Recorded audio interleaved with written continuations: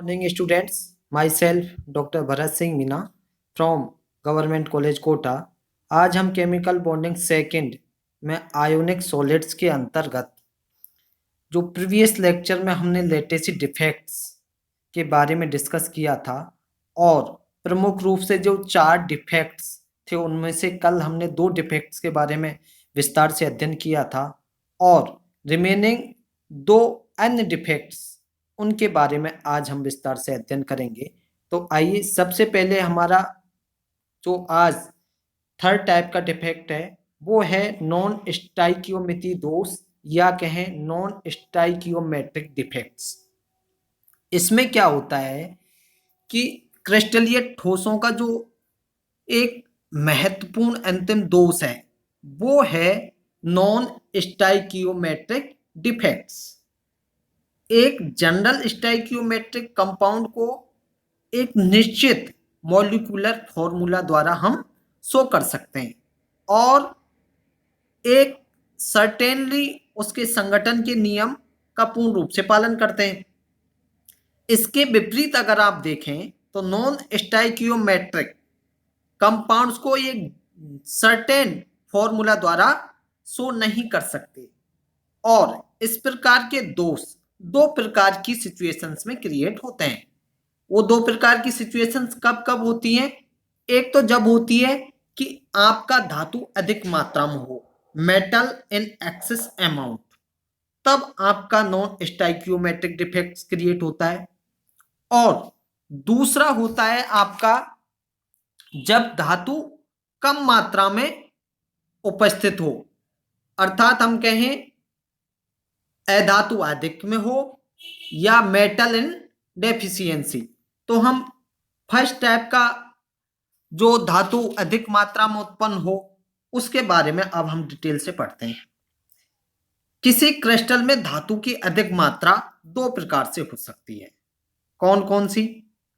पहली तो यह कि कोई ऋणायन अपने नियत स्थान से हट जाए और क्रिस्टल की विद्युत उदासीनता को बनाए रखने के लिए ऋणायन के आवेश के बराबर इलेक्ट्रॉन आ जाए। देखिए इस डायग्राम के माध्यम से, या देखिए यहां से एक ऋणायन हट गया है और उस ऋणायन के आवेश के बराबर एक इलेक्ट्रॉन आ गया है। इसमें क्या होगा? कुल धातु आयन या कहें धनायन का अनुपात बढ़ जाएगा और इस प्रकार के जो डिफेक्ट्स होते हैं वो किन में पाए जाएंगे? NaCl। NaCl में देखिए क्लोरीन, NaCl को क्लोरीन के साथ गर्म करने से NaCl के क्रिस्टलों में इस प्रकार का दोष आ जाता है और हमें NaCl पीले रंग का प्राप्त होता है। इसी विधि से नीले रंग का KCl भी प्राप्त किया जा सकता है। अब यहां एक बात और आती है, वो है एब्सेंटर्स। एब्सेंटर्स क्या होते हैं? वो रिक्तियां जो इलेक्ट्रॉनों द्वारा भरी जाती हैं। देखिए यहाँ ये रिक्ति है जो इलेक्ट्रॉनों के द्वारा भरी गई है, ये आपकी एब्सेंटर या एप केंद्र कहलाती है। यहां पर इस डायग्राम में ऋणायन की अनुपस्थिति के कारण क्रिस्टल में धातु का अधिक के बारे में बताया गया है। अब क्योंकि यही केंद्र क्रिस्टलों के कलर के लिए ही रेस्पॉन्सिबल है, अब आपके दिमाग में एक बात आती है कि इसको एप केंद्र ही क्यों कहा? क्योंकि एप जर्मन शब्द है, फ्रैप से लिया गया है और जिसका अर्थ होता है रंग, इसीलिए यहां पर एप वर्ड एप आपका एक अल्फाबेट यूज किया है। एप सेंटर के ये इलेक्ट्रॉन लाइट से एनर्जी एब्जॉर्ब करके हायर एनर्जी लेवल वाली चालक पट्टियों में चले जाते हैं जिससे क्रिस्टल में रंग आ जाते हैं। किसी क्रिस्टल में धातु के अधिक होने की एक संभावना और है, वह क्या है? वह यह है कि कोई अतिरिक्त धनायन अंतराकाशी स्थान में घुस जाए। देखिए आप ये देखिए अतिरिक्त धनायन है और अंतराकाशी स्थान में घुस गया है और उसका आवेश संतुलित करने के लिए आवश्यक इलेक्ट्रॉन भी उस क्रिस्टल के अंतराकाशी स्थानों में प्रवेश कर ले। देखिए ये इलेक्ट्रॉन भी अंतराकाशी स्थान में प्रवेश कर गया है आवेश को संतुलित करने के लिए। और इस प्रकार के क्रिस्टल में कोई छिद्र भी नहीं होता। और आप देखिए पूरा ये डायग्राम ध्यान से देखेंगे तो आपको कहीं भी कोई छिद्र भी दिखाई नहीं देगा। तो इस प्रकार का क्रिस्टल दोष जो प्रथम विधि थी, प्रथम विधि क्या थी कि जिसमें आपका कोई ऋणायन हट गया है और उसकी जगह इलेक्ट्रॉन आ गया था, वो तो आपकी प्रथम विधि थी, प्रथम सिचुएशन। उसकी तुलना में अधिक सामान्य रूप से पाया जाता है। जिन क्रिस्टलों में शॉर्ट की डिफेक्ट्स की पॉसिबिलिटी होती है उनमें तो फर्स्ट मेथड से धातु का अधिक हो जाता है, जबकि फ्रैंकल डिफेक्ट्स की संभावना वाले क्रिस्टलों में इस प्रकार का दोष पाया जाता है। अब आप देखिए जिंक ऑक्साइड गर्म करने पर इस दोष के आ जाने के कारण पीले रंग का हो जाता है।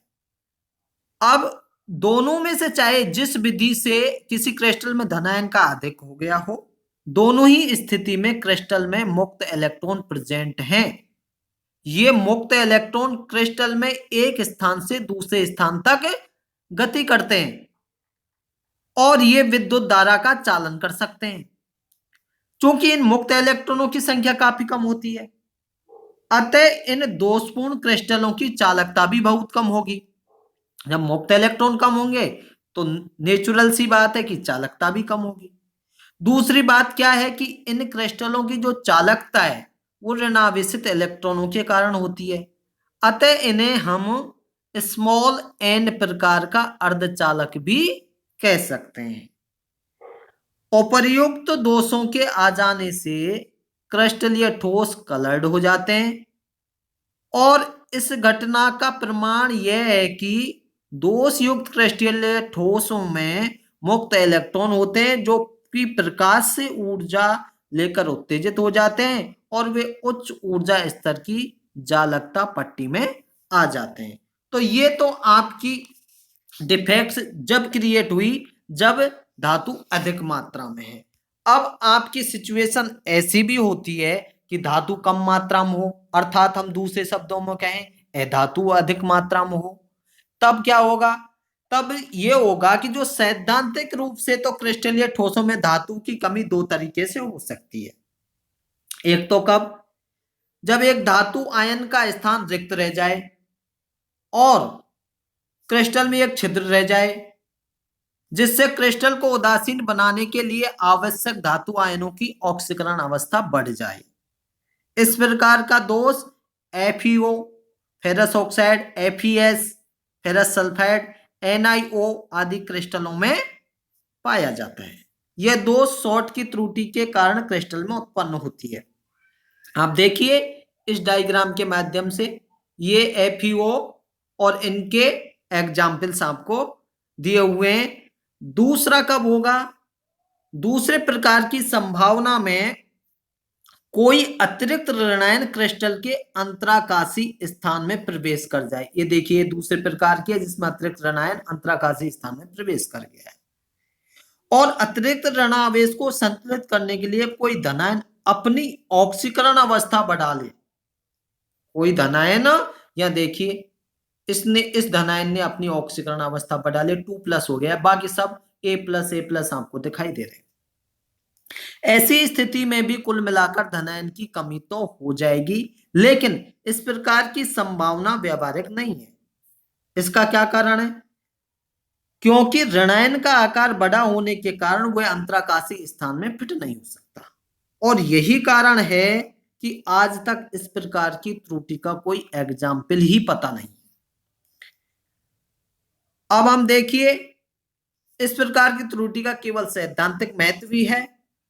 अब दोनों प्रकार के दोषों में क्रिस्टलों को विद्युत उदासीन करने के लिए धनायन को अपनी ऑक्सीकरण अवस्था बढ़ानी पड़ती है। अर्थात हम कहें ऐसे क्रिस्टल में धनायन दो प्रकार की ऑक्सीकरण अवस्था वाले होते हैं, या दूसरे शब्दों में हम उसका वर्णन करें तो इस प्रकार के दोष उन्हीं धातु लवणों में पाए जाते हैं जो परिवर्तनशील संयोजकता वाले होते हों। अतः ये दोष संक्रमण धातु लवणों में ही पाए जाते हैं और इस प्रकार के क्रिस्टलों का जो व्यवहार होता है वो स्मॉल p टाइप के अर्धचालकों की भांति होता है। क्लियर? किसी कम धनावेशित आयन से एक इलेक्ट्रॉन अधिक धनावेशित आयन की तरफ आ जाए तो पहले वाला जो आयन है अधिक धनावेशित और दूसरे वाला आयन कम धनावेशित हो जाएगा। नेचुरल सी बात है। अर्थात हम कहें कि वो परोक्ष रूप से अधिक धनावेशित आयन अथवा उच्च ऑक्सीकरण अवस्था वाले धनायन एक स्थान से दूसरे स्थान पर गति करता है। इस प्रकार धनायन की गति के कारण क्रिस्टल में विद्युत का चालन हो जाता है और ये पी प्रकार के अर्धचालक कहलाते हैं। अब आपकी अंतिम जो डिफेक्ट्स है वो है केमिकल इम्प्योरिटीज या रासायनिक अशुद्धियां। इसमें क्या होता है, रासायनिक अशुद्धियों में अनेक बार कई केमिकल कंपाउंड्स के मिला देने से किसी ठोस में क्रिस्टलीय दोष उत्पन्न हो जाता है और उसके गुणों में बहुत अधिक अंतर आ जाता है।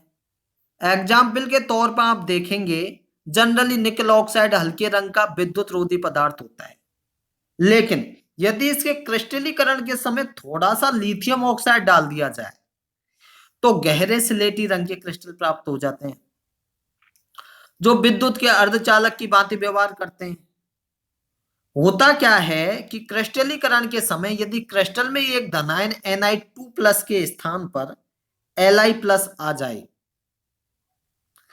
तो क्रिस्टलीकरण की विद्युत उदासीनता को बनाए रखने के लिए Ni2+ का एक आयन अपना एक इलेक्ट्रॉन खोकर Ni3+ अवस्था में आ जाता है। देखिए, आप देखिए, Ni2+ Ni3+ अवस्था में आ गया है और यहां पर लिथियम प्लस आ गया है, तो इसलिए इसकी ऑक्सीकरण अवस्था बढ़ा दी गई है। इस प्रकार क्रिस्टल में एक उच्च धनावेशित हो जाएगा और अधिक धनावेशित आयन एक स्थान से दूसरे स्थान पर गति करता है, जिससे इसमें पी प्रकार के अर्धचालकों की भांति विद्युत का चालन होता है, जैसा कि आप इस डायग्राम के माध्यम से देख सकते हैं। इसके विपरीत यदि किसी क्रिस्टलीय ठोस में हम उच्च ऑक्सीकरण अवस्था वाली अशुद्धियां मिलाएं तो क्रिस्टल की विद्युत उदासीनता को बनाए रखने के लिए कोई धनायन अपना स्थान छोड़कर निकल जाएगा, अर्थात क्रिस्टल में एक रिक्ति या छिद्र हो जाएगा। देखिए आप, एक धनायन अपना स्थान छोड़कर निकल गया है और उस छिद्र को भरने के लिए दूसरा धनायन आएगा तो उसके स्थान पर छिद्र उत्पन्न हो जाएगा। इस प्रकार धनायनों की गति से क्रिस्टल में विद्युत चालकता आ जाएगी। NaCl के क्रिस्टलों में यदि 0.1% कैल्शियम क्लोराइड की अशुद्धि मिला दी जाए तो उसकी चालकता 10,000 गुनी बढ़ जाएगी, 10,000 टाइम्स। और इसको आप इस डायग्राम के माध्यम से देख सकते हैं। यह आपका कैल्शियम का अशुद्धि से उत्पन्न Na+ का छिद्र इस डायग्राम में दिखाया गया है। इस प्रकार की घटना AgCl के क्रिस्टल में कैडमियम क्लोराइड मिलाने से उत्पन्न होती है। इस प्रकार ये क्रिस्टल जालक में आपकी चारों प्रकार की जो डिफेक्ट्स थी उनके बारे में हमने विस्तार से अध्ययन किया। सबसे पहले जो डिफेक्ट्स था वो ये था कि जालक रिक्तियां, या उसे हम शॉर्ट की डिफेक्ट्स के नाम से भी हमने जाना। दूसरा था हमारा अंतराकाशी, जालक अंतराकाशी, जिसे हमने फ्रैंकल डिफेक्ट्स के नाम से भी जाना। और आज जिनका हमने विस्तार से अध्ययन किया है उनमें हमारा फर्स्ट डिफेक्ट था नॉन स्टाइकियोमेट्रिक डिफेक्ट्स, और वो दो टाइप से हो सकता है, एक तो धातु की अधिक मात्रा हो और दूसरा धातु की कम मात्रा हो। फोर्थ हमारा था रासायनिक अशुद्धियां। रासायनिक अशुद्धियां कब होती हैं? दो रासायनिक कंपाउंड बनने के बाद क्रिस्टलीय ठोस में ये डिफेक्ट्स आते हैं। इनमें एक में तो ऐसा होता है कि जो धनायन है अपनी ऑक्सीडेशन स्टेट बढ़ा लेता है, और दूसरा डिफेक्ट्स ऐसा था कि जिसमें एक होल ही उत्पन्न हो जाता है। तो इनमें पी प्रकार की अर्धचालकता के गुण आपको देखने के लिए मिले। तो इनका हम सभी ने टाइप्स का विस्तार से अध्ययन किया और कल हम जो टॉपिक डिस्कस करने जाएंगे वो हमारा रहेगा सेमीकंडक्टर्स का, अर्धचालक का। तो लगभग ये चारों प्रकार के डिफेक्ट्स के बारे में आपको अच्छे से सब चीज क्लियर हो गई होंगी। Thank you.